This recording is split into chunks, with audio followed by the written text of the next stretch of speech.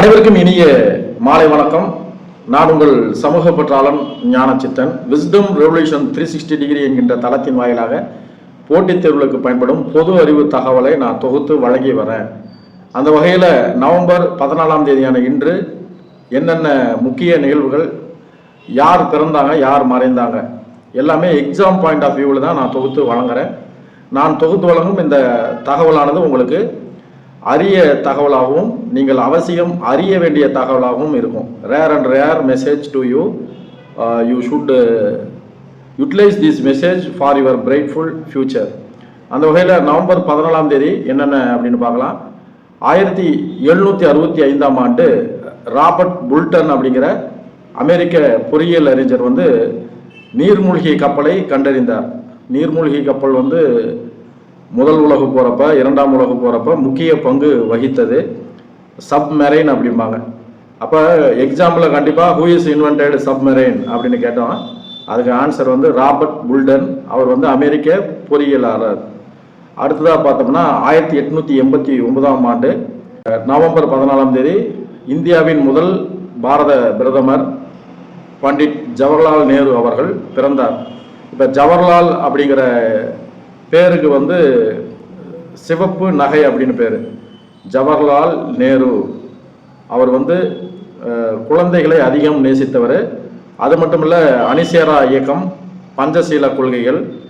India சுதந்திரம் அடைந்த போது ரொம்ப எல்லாத்திலையும் பின்தங்கியிருந்தது. விவசாய புரட்சிக்கும் தொழில் புரட்சிக்கும் அதிக வித்திட்டவர் பண்டித ஜவஹர்லால் நேரு அவர்கள். நிறைய பல்கலைக்கழகங்கள் அவர் பேரில் உருவானது. அவருடைய பிறந்த தினத்தை நாம குழந்தைகள் தினமாக கடைபிடித்து வருகிறோம். அடுத்ததாக பார்த்தோம்னா 1891ஆம் ஆண்டு பீர்பால் சஹானி அவர் இந்திய தாவரவியல் அறிஞர். இந்த தொன்ம புதைப்படிவ ஃபாசில்ஸ் அப்படிம்பாங்க, அதில் ஆராய்ச்சியில் ஈடுபட்டவர். இங்கிலாந்து அறிவியல் கழகத்தில் உறுப்பினராக இருந்தார். பீர்பால் சஹானி தாவரவியல் அறிஞர், அவர் பிறந்த தினம். அடுத்ததாக பார்த்தோம்னா 1891 நீரிழிவு நோய்க்கு இன்சுலின் மருந்தை கண்டறிந்த ஃப்ரெடரிக் பாண்டிங் அவர்கள் பிறந்தார். அவர் பிறந்த தினத்தை தான் நம்ம ஒவ்வொரு ஆண்டும் நவம்பர் 14ஆம் தேதி உலக நீரிழிவு தினமாக நாம் கடைபிடிச்சிட்டு வரோம். அவர் இந்த இன்சுலின் மருந்தை கண்டறிந்ததற்காக 1923ஆம் ஆண்டு மருத்துவதற்கான நோபல் பரிசு பெற்றார். அடுத்ததாக பார்த்தோம்னா 1918ஆம் ஆண்டு செக்கோஸ்லோவிக்கியா அப்படிங்கிற நாடு ஐரோப்பாவில் இருக்கு. அந்த நாடு குடியரசு ஆனது. நம்ம இந்திய நாட்டின் குறிக்கோள் இருக்கு இல்லையா, வாய்மையே வெல்லும், சத்தியமேவே ஜெயதே அப்படிங்கிறது தான் செக்கோஸ்லோவியா நாட்டின் குறிக்கோளும் அதுதான், மோட்டோ. அந்த நாட்டுடைய தலைநகர் பிராகு அப்படிங்கிறது. இந்த செக்கோஸ்லோவியா நாட்டில் தான் உலக புகழ்பெற்ற டென்னிஸ் வீராங்கனைகள் மார்டினா ஹிங்கிஸ் அண்டு மார்டினா நவரத்தலோவா, இவங்க ரெண்டு பேரும் செக்கோஸ்லோவியா நாட்டில் பிறந்தவங்க. அடுத்ததாக பார்த்தோம்னா 1922ஆம் ஆண்டு பிபிசினா உங்களுக்கு நல்லாவே தெரியும், பிரிட்டிஷ் பிராட்காஸ்ட் கார்பரேஷன். அது உலக புகழ்பெற்ற உலகெங்கிலும் உள்ள உலகின் அதிக கிளைகளை கொண்ட ஒரு செய்தி நிறுவனம். அதனுடைய தலைமையகம் லண்டனில் வெஸ்ட் மினிஸ்டர் நகரில் இருக்குது. இந்த பிபிசி துவங்கிய தினம் இன்று.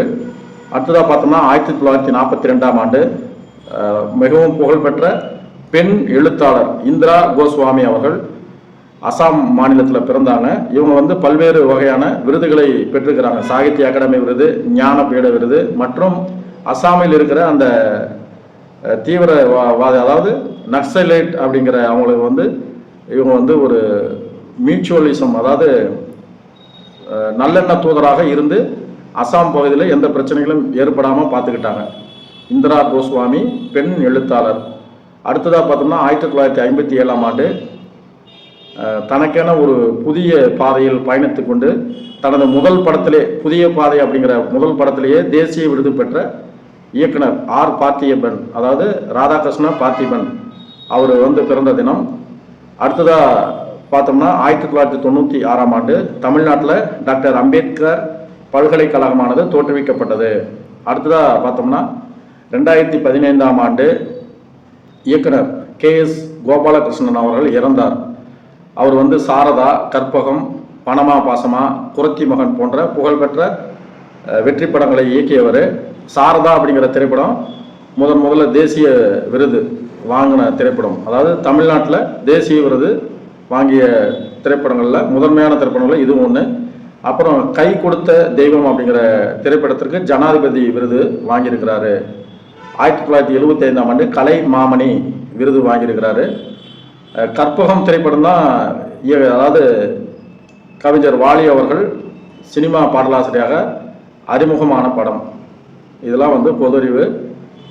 கண்டதை படித்தால் பண்டிதன் ஆகலாம் அப்படின்னு எல்லா ஆங்கிலும் நீங்கள் தெரிஞ்சுக்கணும். ஏன்னா நீங்கள் பொது அறிவுங்கிறது ஒரு குறிப்பிட்ட வட்டத்துக்குள்ளே அடைக்க முடியாது. பொது அறிவுங்கிறது வந்து ஒரு கடல் மாதிரி.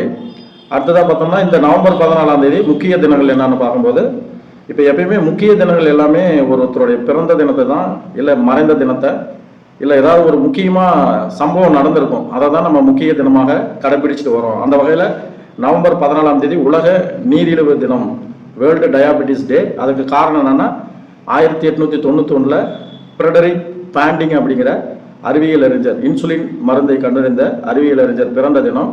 அவருடைய நினைவாக நம்ம ஒவ்வொரு ஆண்டும் நவம்பர் 14ஆம் தேதி உலக நீரிழிவு தினம், வேர்ல்டு டயாபெட்டிஸ் டேவை கடைபிடிச்சிட்டு வரோம்.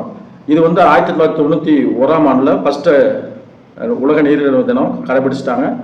அப்புறம் ப்ராப்பராக 2006ஆம் ஆண்டு ஐநா முறையாக அறிவித்தது உலக நீரிழிவு தினத்தை. அது வந்து முறைப்படி அறிவித்தது.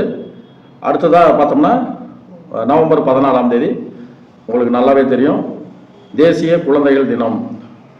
இந்தியாவில் வந்து பண்டித ஜவஹர்லால் நேரு அவர்கள் இந்தியாவின் முதல் பாரத பிரதமர். குழந்தைகள் மீது அதிக ஆர்வம் கொண்டவர், அவர்களுடைய நலனின் அக்கறை கொண்டவர். எப்பயுமே மாணவர்கள் வந்து நாட்டின் 4வது தூண்னு சொல்கிறாங்க. குழந்தைகள் மீது அதிக ஆர்வம் கொண்டு அவர்களை வந்து நல்வழிப்படுத்துறதுனால ஜவஹர்லால் நேரு அவர்கள் பிறந்த தினத்தை நம்ம குழந்தைகள் தினமாக நாம் கடைபிடிச்சிட்டு வரோம். இன்றைய முக்கிய நிகழ்வுகள் அனைத்தும் இதோடு நான் முடிச்சுக்கிறேன். இந்த தகவல் அனைத்தும் உங்களுக்கு பயனுள்ளதாக இருக்கும். இந்த தகவலை பயன்படுத்தி நீங்களும் ஒரு வெற்றியாளராக வர வேண்டும். உங்கள் வாழ்க்கை இந்த சமூகத்தின் மேன்மைக்கு, சமூகத்தின் மறுமலர்ச்சிக்கு பயன்பட வேண்டும் என்று கூறி இன்றைய பயனுள்ள தகவலை நான் நிறைவு செய்கிறேன். நன்றி, வணக்கம். நான் உங்கள் சமூக பற்றாளன் ஞானச்சித்தன்.